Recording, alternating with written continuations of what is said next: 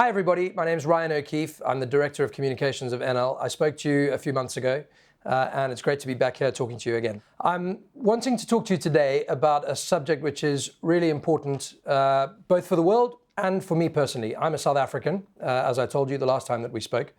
And today I'm going to talk to you about the topic of access to electricity and particularly as it relates to Africa. A brief introduction first though. I'm the Director of Communications of the ENEL Group. We're a big global integrated power company.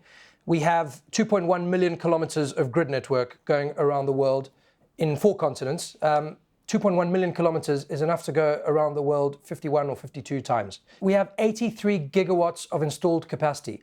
That's enough to power a country like Belgium nearly 7 times. So that's just our company. We're a really big power company. We also have a vision which is very closely aligned with the YaLa vision.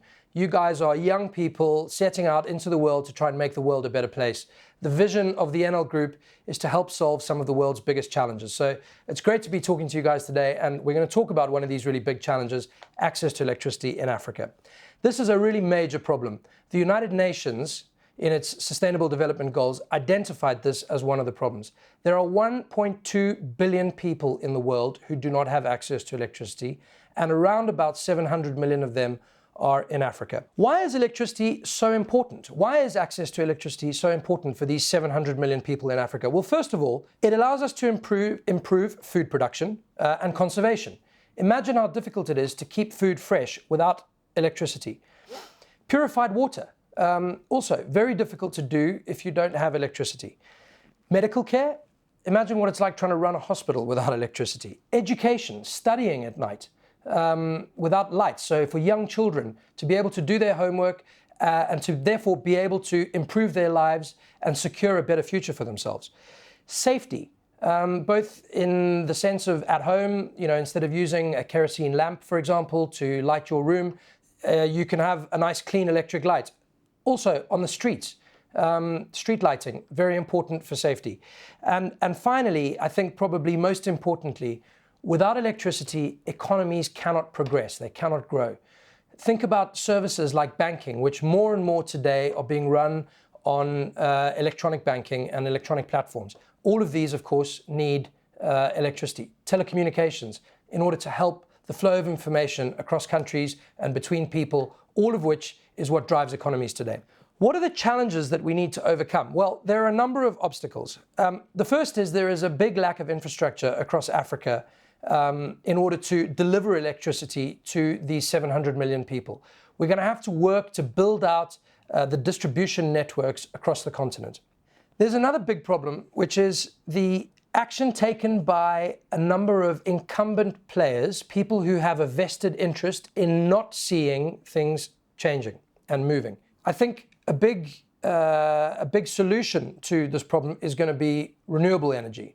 But those players, those companies, which have a very strong position in legacy thermal generation technologies and who are not prepared to make the transition, are actively fighting against this. This is something which we're going to need to address. Finally, I think there are some very meaningful social and political problems in certain African countries which are not helpful in terms of encouraging investment in these technologies which are going to deliver the solutions, both the generation technologies and the distribution technologies. These are issues like political problems.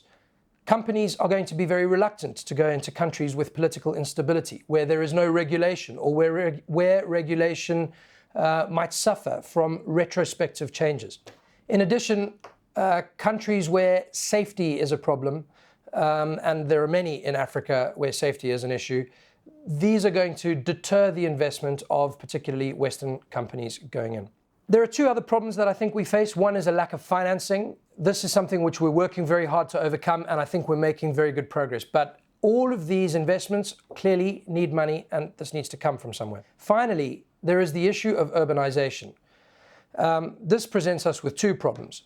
One is that as more and more people move into the cities, so we're finding that the grid networks in these cities are struggling to carry and deliver the electricity load required in order to power the cities. Secondly, as more people move from rural areas into the urban areas, so these rural areas somehow seem to be less important because there are fewer people there who have this lack of electricity.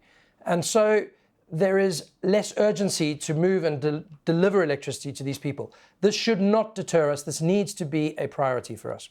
What are the initiatives which are being undertaken at a global level in terms of trying to deliver this solution to us? Well, there are several. I'm delighted to say one of the leading initiatives that we see is something like Power Africa.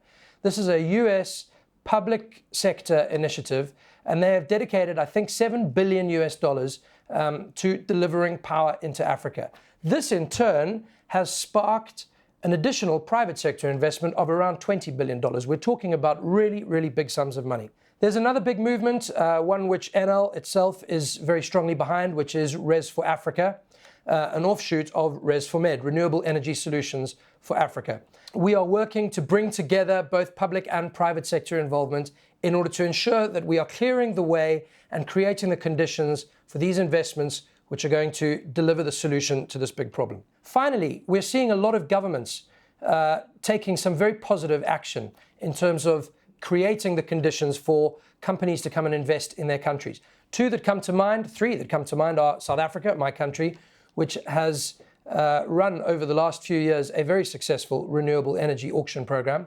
Zambia has come to the party recently, and Morocco has delivered a very, very innovative and forward-looking program which has encouraged fantastic investment. These are just three examples. There will be more, and I hope that in the future the whole of the African continent is going to realize the importance of structuring their programs in the right way. Looking at the technology solutions, there are, I think, a few things that we need to look at. The first is understanding that the answer to this problem lies, certainly in terms of generation capacity, in renewables. Renewables have a very quick time to market. To deliver a few hundred megawatts of renewables, you can do it in about 18 months. To do the same thing with a thermal generation plant, you need 4 to 5 years. So we can be much quicker.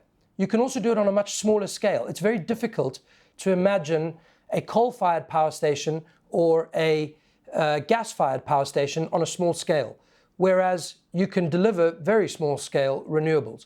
So renewables can be much more flexible in this respect. Another important element of this is microgrids. So the ability to set up a totally autonomous distribution network. A great example of this that we have is actually outside of Africa, in South America, on the border between Bolivia and Chile, high up in the Andes Mountains.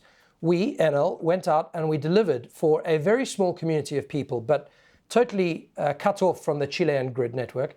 We delivered a smart grid with a totally autonomous generation capacity and an ability for these guys to therefore have clean electricity 24 hours a day. One of the most important elements of unlocking this renewable energy conundrum, and particularly the access to electricity problem that we face in Africa, is going to be storage. We need to work very hard to generate or to deliver progress in the world of batteries and storage. And once we are able to unlock that, we will get over the intermittency problems of renewables. Don't forget, the problem with renewables today is that we can't predict when the sun will shine or when the wind will blow. We can predict it, we can't guarantee it. And therefore, you need batteries in order to help you get over that. So until we've got to the stage where battery technology is sufficiently strong and powerful to get us through intermittency, we're still going to have a problem. So we need to work very hard on that. The key to all of this is partnerships. Nobody is going to be able to deliver the solutions to these things on their own. We need to do it together, bringing together the best players. And ENEL is working very hard to provide a platform for all players to come together and to work to deliver the solutions that we need in order to solve this problem of access to electricity in Africa. Final point, sustainability. This is crucial. We cannot do anything, any of this, without properly engaging local communities. The solutions that we provide will not be sustainable. That means they will not work. They will be rejected by the people for whom we are trying to deliver them if we do not involve the local communities. We need to understand what technologies they want, where they want it, and deliver it to them in the way in which they want it. And that is very important as well because it gives them a sense of ownership. Unless the local communities for whom we are working have a real sense of the ownership of these solutions, we are not going to deliver sustainable energy for everybody. Employment is going to be a key part of that, and it is, of course, one of the key levers that everybody is pulling on. But making sure that we provide employment to the local communities through the development and the investment that we're making is, I think, an obvious point. The business benefit of all of this has to be there, and it is there. No company is going to take action, even if all of this sounds like a very nice charitable endeavor. Nobody is going to take action on the scale that it is required unless it is delivering a return for shareholders. The good news is that it absolutely does. Renewables are becoming more and more competitive, and even without subsidies, we're starting to see a really big progress in the cost competitiveness of renewable energy. I'll give you some examples and some statistics. The average global price of auctioned solar power has come down by 5 times just since 2010.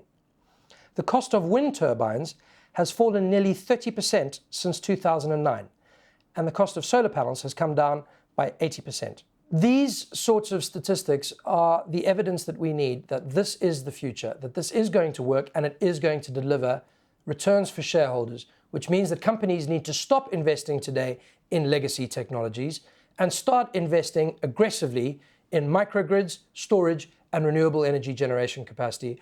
And it is only through those 3 things that we are going to solve this problem of access to electricity in Africa. Guys, it's been a great pleasure talking to you. Thanks for your time, thanks for listening, and good luck with all your projects. And I look forward to seeing how you guys can find ways to get involved in solving this problem of access to electricity in Africa. Bye-bye.